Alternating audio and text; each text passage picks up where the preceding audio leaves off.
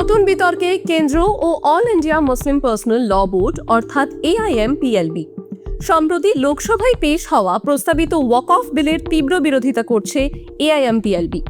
8 August 2024-এ পেশ হওয়া এই বিলটি পরে জয়েন্ট পার্লামেন্টারি কমিটিতে পাঠানো হয়, যা দেশ জুড়ে ব্যাপক বিক্ষোভের জন্ম দিয়েছে। AIMPLB এই বিলকে মুসলিম সম্প্রদায়ের ওপর সরাসরি আঘাত বলে দাবি করছে। তাদের মতে এটি ধর্মীয় অধিকার ক্ষুণ্ণ করবে।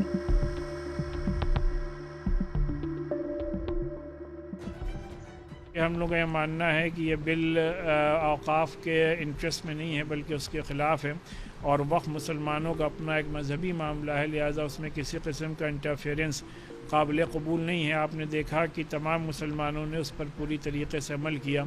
इसका मकसद ये है कि हम लोगों की आवाज़ और इसकी गूंज पार्लियामेंट तक पहुँचे और पार्लियामेंट से इस बिल को पास ना कराया जाए। এদিকে তামিলনাড়ু বিধানসভাও এই বিলের বিরুদ্ধে সরব হয়েছে। তারা কেন্দ্র সরকারকে বিলটি প্রত্যাহার করার আহ্বান জানিয়েছেন।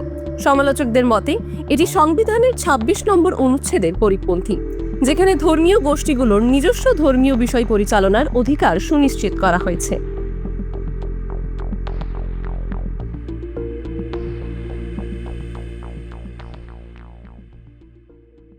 देखिए, वक्फ के तहत जो प्रॉपर्टीज़ हैं वो कॉन्स्टिट्यूशन से प्रोटेक्टेड है। वक्फ में जो प्रॉपर्टीज़ हैं वो वक्फ से मुतालिक जो कानून है शरीयत एप्लीकेशन एक्ट 1937 जिसको हमारे कानून ने, हमारे संविधान ने मान्यता दी है।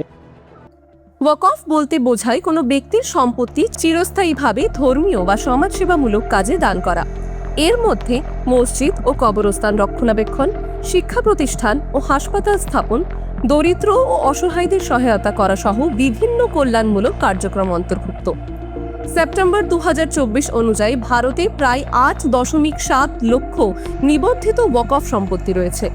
তবে 2014 সালে সংসদীয় কমিটির রিপোর্ট অনুযায়ী বেশিরভাগ রাজ্য এখনও এই সম্পত্তিগুলোর সমীক্ষা সম্পূর্ণ করেনি।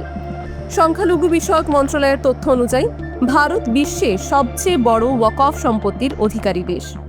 সরকার কমিটির অনুমান অনুযায়ী এই সম্পত্তির বাজার মূল্য প্রায় 1.2 লক্ষ কোটি টাকা। हमें तो जिम्मेदारी मिली है ज्वाइंट पार्लियामेंट्री कमेटी ऑन वक्फ की, उसकी रिपोर्ट हम तैयार कर रहे हैं और हम उम्मीद करते हैं कि सभी ज्वाइंट पार्लियामेंट्री कमेटी के जो मेंबर ऑफ पार्लियामेंट्स हैं उनकी सहमति से एक अच्छी रिपोर्ट हम प्रस्तुत करें, जिससे कि जो वक्फ का एक पर्पज है, उद्देश्य है, जो वाकिफ़ करता है कि उसका फ़ायदा गरीबों को मिले, आम मुसलमानों को मिले, पसमानदा को मिले, ख़वातीन को मिले, महिलाओं को मिले, तो उस पर उसका फ़ायदा मिले। एक ट्रांसपेरेंट बिल आए जिससे कि जो सरकार की मंशा है कि वक्फ का पर्पज पूरा हो।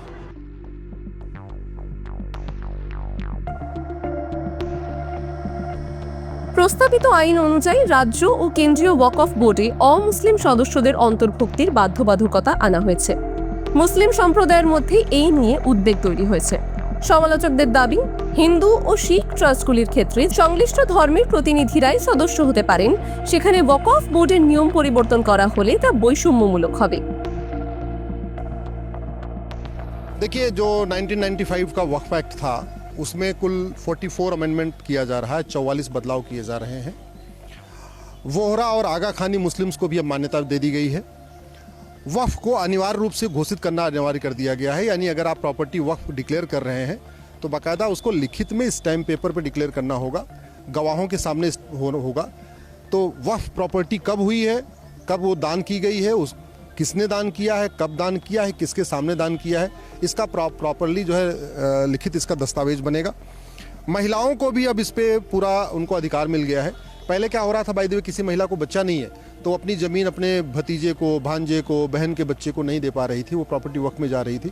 अब बिना महिला की सहमति के आप प्रॉपर्टी नहीं ले सकते हैं, उसको वक्फ डिक्लेयर नहीं कर सकते हैं, उसमें महिला की सहमति ज़रूरी है। বর্তমানে এই বিল নিয়ে দেশ জুড়ে বিতর্ক তুঙ্গে। চরম বিরোধিতার মুখে এই বিলটির ভবিষ্যৎ এই মুহূর্তে অনিশ্চিত। টাইমস নাও খবর।